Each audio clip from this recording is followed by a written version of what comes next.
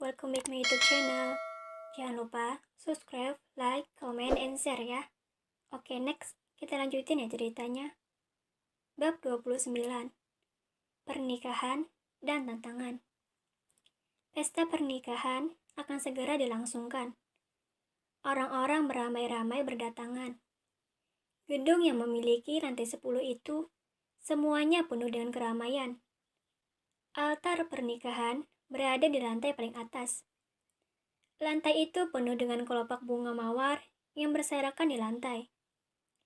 Ruangan begitu sangat wangi, lampu hias yang bergelantungan di atas. Meja dan kursi tersusun begitu rapi. Para reporter sudah tidak sabar lagi untuk melihat kedua mempelai pria dan wanita yang akan menikah.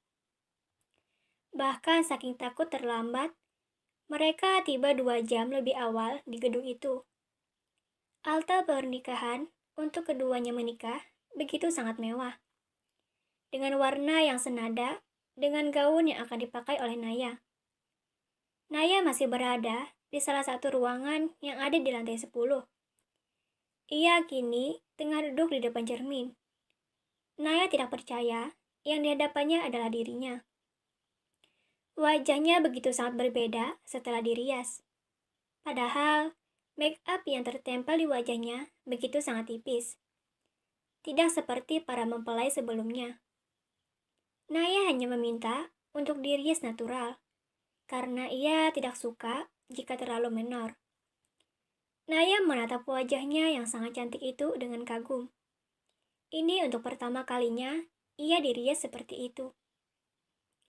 Lihatlah itu, Nay. Wajahmu sangat cantik. Puji Naya kagum. Karena biasanya Naya hanya memakai bedak dan pelembab bibir. Di dalam ruangan hanya Naya sendiri. Ia sedang menunggu seseorang untuk membawanya ke altar pernikahan. Sedangkan Daniel, ia baru saja selesai bersiap-siap dan segera keluar untuk menuju altar pernikahan. Ditemani Kevin di sampingnya. Aku tidak menyangka kau akan lebih dulu menikah. Kevin tertawa cengengesan. Ia sedang mengikuti langkah kaki Daniel yang besar. Tentu saja. Buat apa aku menunggumu? Sahut Daniel dengan tampang songongnya. Cih, tenang saja, aku pasti akan segera menyusulmu. Kevin berdesih. Ia mengucapkannya dengan sombong dan seolah-olah apa yang ia katakan akan benar-benar terjadi. Keduanya begitu sombong. Baiklah, akan kupegang perkataanmu itu. Jika dalam 1 minggu kau benar menikah, akan aku hadiahkan 1 cabang perusahaanku. Bagaimana? Tantangan Daniel dengan hadiah yang sangat besar. Daniel tidak masalah jika ia harus memberikan Kevin 1 cabang perusahaannya. Karena Daniel sudah menganggap Kevin sebagai kakaknya sendiri. Boleh tuh. Kan lumayan buat hadiah calon istriku. Ucap Kevin cengengesan. Dan ingat, jika kau gagal dalam seminggu, maka aku dan istriku akan mencarikan wanita untuk kau nikahi. Balas Daniel. Kevin pun menyetujui. Keduanya sepakat untuk bertaruhan tanpa diketahui siapapun. Seperti biasa, Daniel berjalan dengan langkah kakinya yang besar. Tidak seperti biasanya, wajah yang sangat dingin itu kini tersenyum. Di lorong-lorong gedung pernikahan, orang-orang banyak menyapa Daniel. Daniel yang kadang tidak membalas sapaan mereka, kini ia membalas dengan tersenyum. Impiannya untuk menikah dengan orang tercinta akhirnya terkabul. Ia merasa senang karena tidak ada halangan apapun. Dan masalah Ibu Nita, ia baru saja kembali dari rumahnya. Daniel sama sekali tidak memperdulikan apa yang dilakukan oleh Ibu Nita. Yang terpenting, Ibu Nita tidak menyentuh atau menyuruh istrinya jika ia pergi.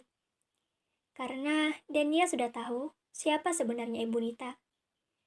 Bahkan, Daniel juga tahu hubungan antara Aurel dan Ibu Nita.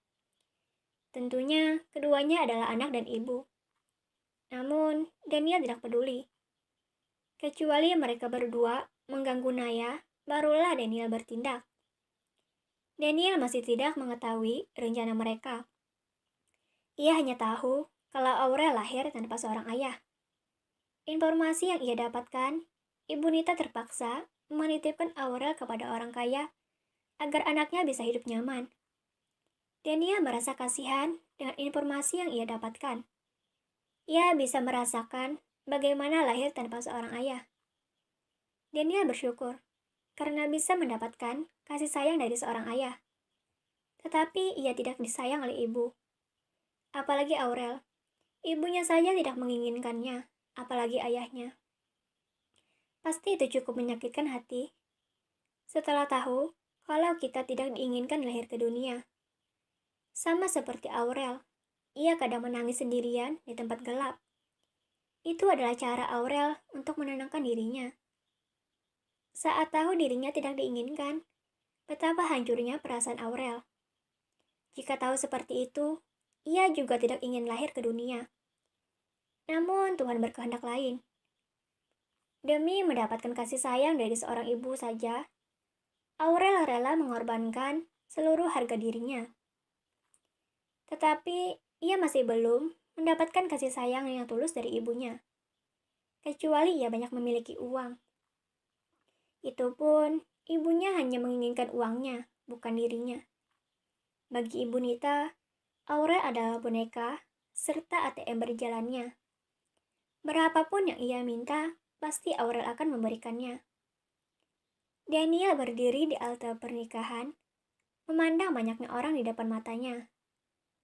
Mereka begitu semangat menunggu janji suci yang akan diucapkan dengan hati yang tulus oleh kedua mempelai.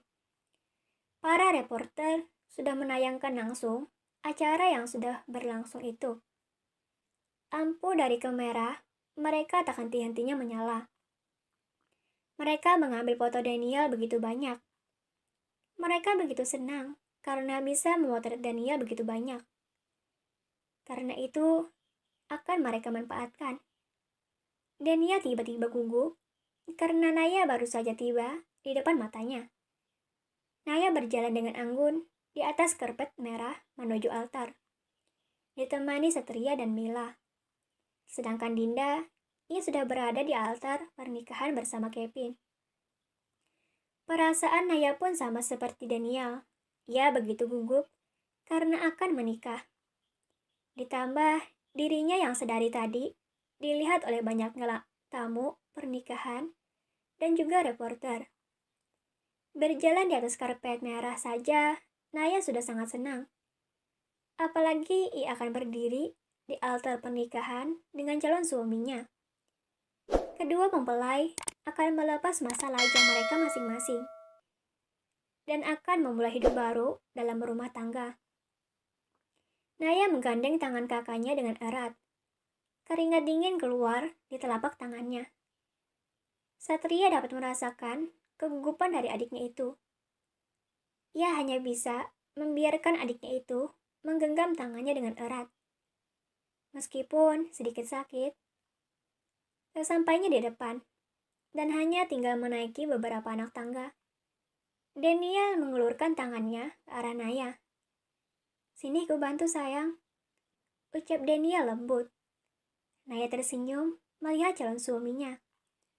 Ia pun menyambut uluran tangan itu. Pemandangan itu tak ingin disia-siakan oleh para fotografer dan juga reporter. Mereka langsung saja memotret Daniel dan Naya. Terima kasih, jangan lupa subscribe, like, comment, and share ya. Dadah.